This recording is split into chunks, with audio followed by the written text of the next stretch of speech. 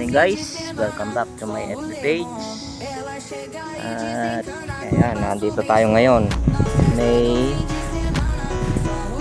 ano ba ngayon? May 22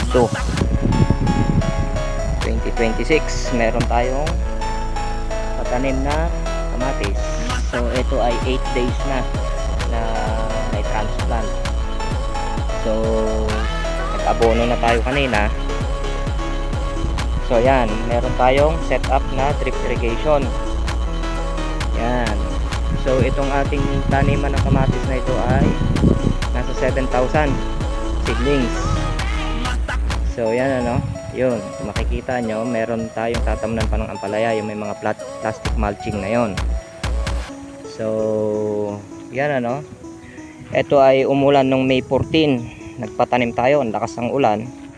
Hindi naman na uli inulan, kaya ang nangyari, bumili tayo ng pang setup ng drip irrigation. So ayan, ngayon pinaandaran natin ang makina, pero ang source natin ng tubig is, ang umihigop ay solar water pump papunta doon sa tangke na yon.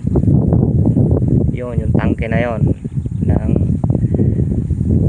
tubig, pinupuno natin yon, and then pinasisipsipan ng makina. Kung makikita nyo yun, yan no, yan yung makina, siya nagsusupply dito sa drip irrigation natin.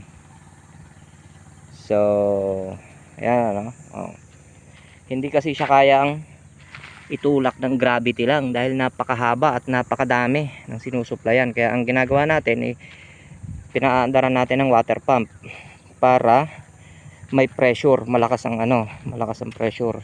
So ayan ano, kung makikita nyo, ayan, basa yung kanyang basa. Ayan, maganda na. Ito ay 8 days na.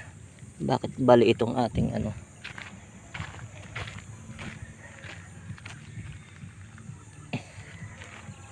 ayusin natin to, hilahin natin, nakatabingi